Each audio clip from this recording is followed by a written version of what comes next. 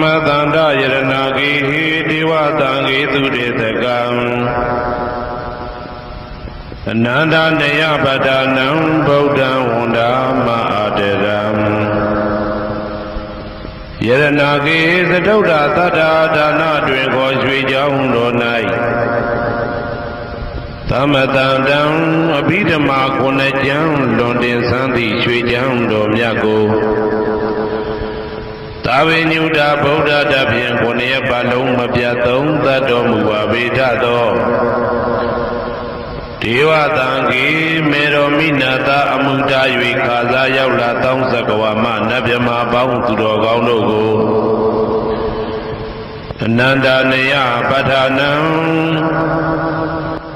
အဘိဓမ္မာခုနှစ်ကျမ်းအဝင်ပါမဟာပကရဏတွင်ခေါ်အနန္တနေယပဋ္ဌာန်းကျမ်းတော်ကြီးကို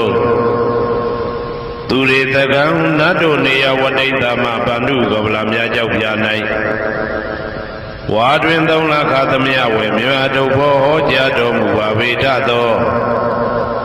ဗုဒ္ဓံသဗ္ဗညုတကုံကိုလုံးခြုံသည့်လုံးစုံတ attva နတ်မြမပေါင်းတို့ထက်တူပဲပြိုင်ကင်းတရားမင်းဖြစ်တော်မူသောမြတ်စွာဘုရားကို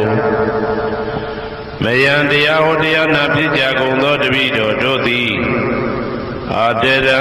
ကာယဝစီမနတိ3ရတို့ဖြင့်မပြစဉ်လူကြည်လျောသေးစွာဝန္ဒာမ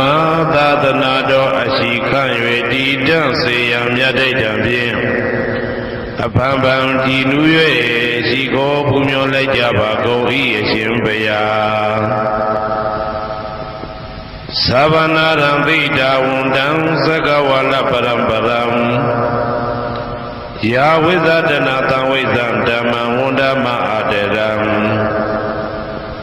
သကဝါလပရံပရံလေးကျွန်းတမြင့်မို့ဥရဟောခေါ်ညာဆုံးပိုင်ချမရှိတေသဟတိမဟာသဟတိလောကတကြီးနှင့်တကဝစัจ java လာဆင့်ဆင့်တိုင်အောင်သဗ္ဗနာရံတိဒါဝန္တံညိုရွှေနီပြူမောင်းမှုတဲ့ချက်ပြူပြူပြက်ပြက်တလက်လက်သောရောင်ချီတော်တို့ဤ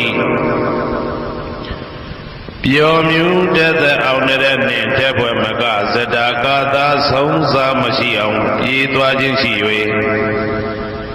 ယာဝိဇဒနာတံဝိဇံ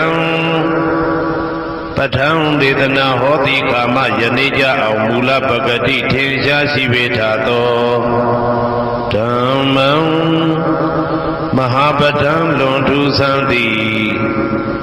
အံခမံဘွယ်မဆုံးမြတ်ဗုဒ္ဓ၏ဒေသနာတော်အလုံး